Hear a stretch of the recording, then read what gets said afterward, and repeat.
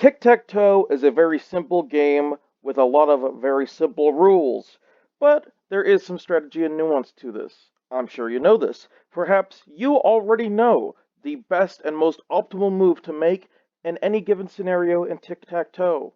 But just in case if you don't, or if you've ever seen this map, or chart, or whatever you want to call it, and you're just confused as hell, guess what? I'm here to explain it to you. Welcome everyone, Surge Media here, and today we're going to explain this. So, sorry if you are a dark mode user, this is not a dark mode video, as most of mine aren't. But this one in particular also very much not dark mode friendly. Uh, so, this image is from Wikipedia, and it is a fantastic image. However, for the vast majority of people, it's probably confusing as hell. You're just looking at it and you're like, what is going on? I have no idea. And honestly, it genuinely took me a while, probably like 6 minutes of looking at this to figure out what is actually going on. That's why I'm here. I'm going to explain to you exactly what this image means, what it stands for, and I even have a couple of other edited images to help you understand what this is. So, over here in the red X, just very basic stuff. The red X is your most optimal move on a given turn, and it goes in order from the largest is the most recent, or the closest to the beginning, and the smaller it goes, it means that that's later into the round. So as you can see here, this X right here, this X in the top left is the most optimal move to make on the first turn. So if the opponent decides to go into one of these different locations here, as you can see here, this box, just ignore everything else, just focus on this top mid box. These are all of the circumstances in which your opponent went and it's your opponent is circle obviously, and they went to the top middle. And then your most optimal move is this red X right here.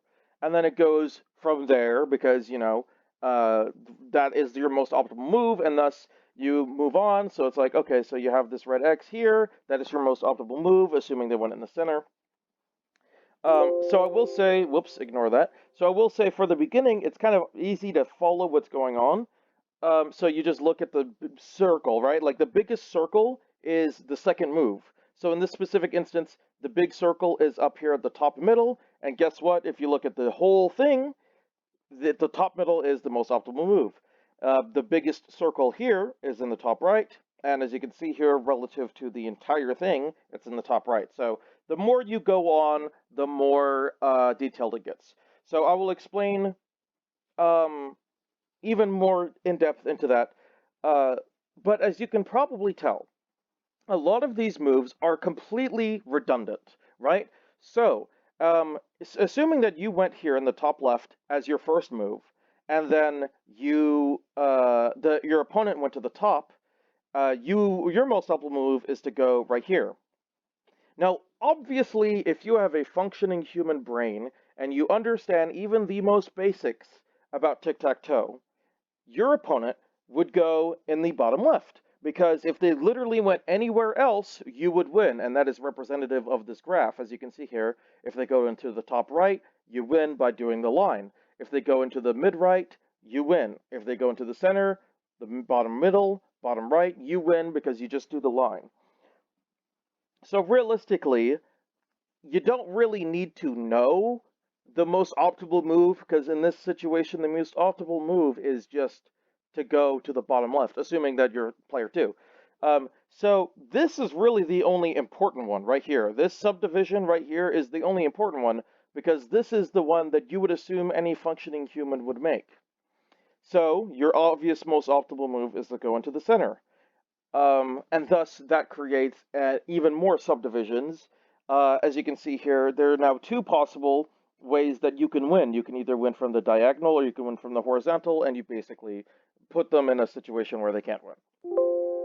So, um, this is the scenario that you are basically most focusing on. All of the other scenarios over here, they're not really relevant. So I think to help demonstrate this graph in a way that would actually be useful for most players is to get rid of all that extra filth. We don't need it.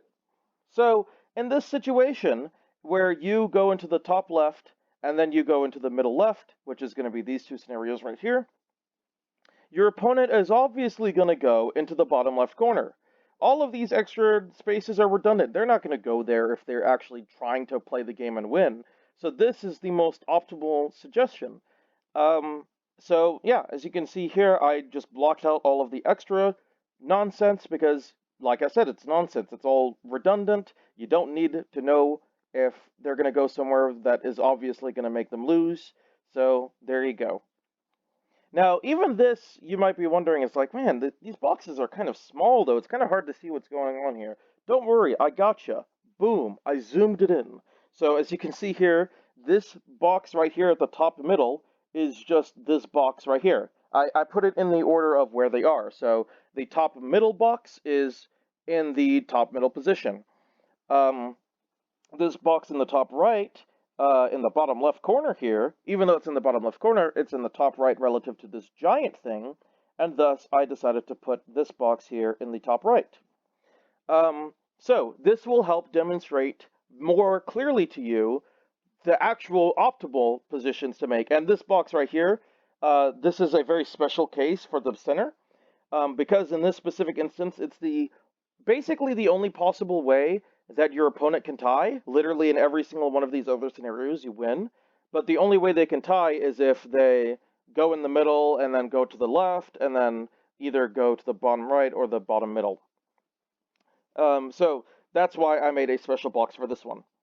But I had to zoom in a lot. It's a very high quality image. Shout out to Wikipedia for having such a high quality image that I can download. Um, but as you can see here, I just took snippets. That's why like the edges have like the red X's and whatnot. But that's fine. You get the idea. So, but here's the thing though. Even with all of these, there are still redundant choices that don't make any sense to make if you're actually trying to think. So for example, here with this situation right here, where you have your diagonal and your horizontal, you have two in a row. Well, this choice right here is completely redundant. And this choice right here at the top right is completely redundant. Even though, no matter what you do, once you get to this point, you've won, these two choices are still stupid. Because I mean, again, it doesn't really matter because you've already won, but they're still dumb because they're not blocking off either one. So I thought I would simplify that even more. Boom. Now, there's actually a lot more going on, so let me quickly explain this. So the blue boxes are just blocked off. Those are choices that, if you're trying to win and actually paying attention, you're not going to do. The yellow line represents your most previous move, because it's kind of hard to tell like in what order things happen. By process of elimination, you could figure it out. It's kind of obvious, but I thought I would make it easier for you by showing you in this order. So the yellow line represents your most previous move, which is basically anything other than the top left, because obviously, as you know, top left is the most optimal move. But anything other than the most previous move is yellow.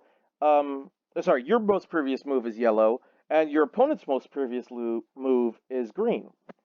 Now, again, by process of elimination, you'll be able to figure that out because of where it is in the box, right? So in the top right, or sorry, in the top middle, this is where the O is, which it obviously is because if you look back at the map I made here, this is where it is in this quadrant. It's up here. It is where it is on the map because of that being the most previous move. But again, even without process of elimination, I hope that having the yellow and the green makes it more clear who went and what. So in this case, you went in the top left, they went in the bottom left corner. You went in the middle left, they went in the top middle, and then you went in the center. So these are the two choices that they have. They can either block you off from this horizontal or this diagonal. Either way, you still win in these instances. And these are all instances where you just win no matter what because you get the opponent in a situation where they have to, choose one or two ways to die, right? So this is another scenario where you either get them in the center here, or you, would be this example right here, you get them in the center here, assuming they go at the bottom left, Or you get them in the diagonal in this corner, assuming that they block off this point. So there you go. Now this middle portion right here is arguably the most interesting, because it's where the tie happens. This is the only way that you can actually tie when playing this game. So as you can see with the yellow and green, so you went here, and then they went here. So in this specific instance, your most optimal move, well, hold on, wait. Yeah, is your most optimal move is to go into the bottom left corner. Their obvious move is to go here, because if they go anywhere else, then they immediately lose. So they're obviously going to go here so they can block you off from this line right here. That's why we have this zoomed in graph right here. So they just went right here, you just went right here, and the 2 represents where you went 2 positions ago. So 2 positions ago, you went here, 2 turns, my bad. 2 turns ago, you went here, and 2 turns ago, they went there. So assuming that they go here, your most optimal position is right here. Now, at this point, the game is already a tie, because no matter what you do, you cannot get either a diagonal 3 in a row or a horizontal 3 in a row. So obviously, in these 2 scenarios where you have the tie, you're either going to go into the bottom right corner, assuming they go in the middle, or you're going to go in the middle, assuming they go in the bottom right corner. Either way, that's going to tie. So, there you go. That is tic-tac-toe, the most optimal way to play, assuming that you go first. There is a completely different chart for if you don't go first. They made it. It's a lot more complicated because there's a lot more potential possibilities. So that is something I could potentially go into. Let me know if you're interested in that. But this is the most optimal way to win, assuming that you are going first. Thank you guys so much for watching. Take care. Peace.